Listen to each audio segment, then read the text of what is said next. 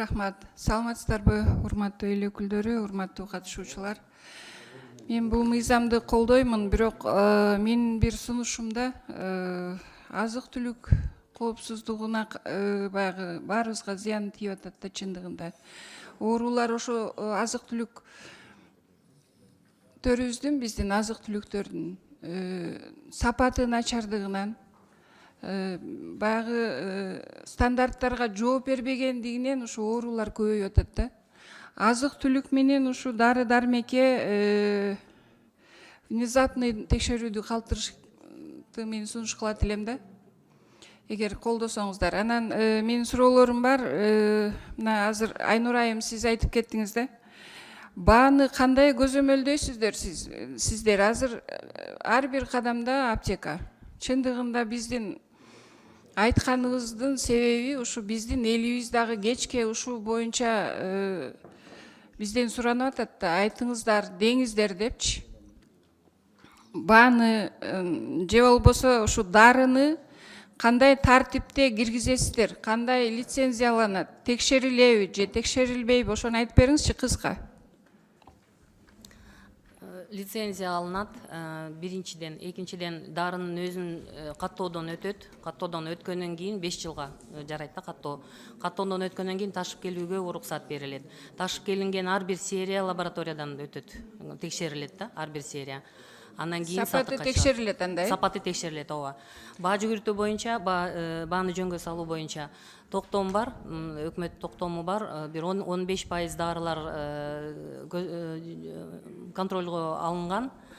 Азыркы учурда 50% дарыны контролго ала турган токтом администрацияда каралып жатат. Ал чыккандан кийин 50%-ын жөнгө салуу башталат да бизде. Оптовые розничные цены выставляются у нас, информация на сайте, там есть определенный свой механизм. И сейчас вот с внедрением системы прослеживаемости мы сможем регулировать, потому что система не даст возможности продать выше той цены, которая указана у нас на сайте. Баанын көтөрүлүшү боюнча сиздер кандай текшерүүлөрдү жүргүзөсүздөр? Азыр текшерүүгө бизге мүмкүнчүлүк жок. Мораторий салынган биринчиден, экинчиден мораторий жок кезде деле 1 жылда 1 жолу гана текшерүүгө укугубуз бар. Аны 10 күн мурда уведомление жөнөтүшүбүз керек, баратабыз деп. Сиздер ошо лицензия берип атканда эле бааны бир конкретный фиксированный бааны койсоңуздар болбойбу? Ошол 15% дарыга коюлат. Эмеге мыйзам түрүндө. Андан башка дарыларга койгонго бизге азыр аптекалар өздөрү каалаган бааны коюп атпайбы? Бир жумада 300 канча сомдук баа 600гө чыгыптыр да. На каком основании деп бизден сурашып атат да шайлоочулар. Биз жооп бере албайбыз, биздин да сизге окшогон эле текшерүүгө укугу жок органдар бар экен. Аны биз запрет кыла берсек болбойт го? Былтыр текшерүүлөр жүргөн, мониторинг жасаганбыз, мораторий жок кезде 300 000 сом штраф салынган. Ошондой учурлар аныкталганда айып пул салынган, 300 000 сом салынганда быйыл текшерүүгө укугубуз жок болуп атат. Эгерде бааны баягы турукташтыруу максатында ошо баанын баасы канааттандырбаса элди каяка кайрылыш керек? Сиздерге же өкмөткө каяка кайрылыш керек? Департаментке кайрылса болот. Сайтыбызда телефондорубуз бар. Өзүнчө.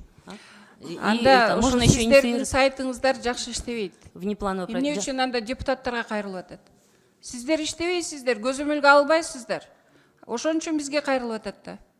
Бир жумада кандай негизде көтөрүлүп кетет ба? Бир жумада. Бир негиз болуш керек да, туура? Же баа бүткүл дүйнөдө көтөрүлүш керек? Же инфляция болуш керек? Сиздер ошо ишиңиздердин жыйынтыгы жакшы эмес. Ошондуктан бизге кайрылып атышат да. Рахмат.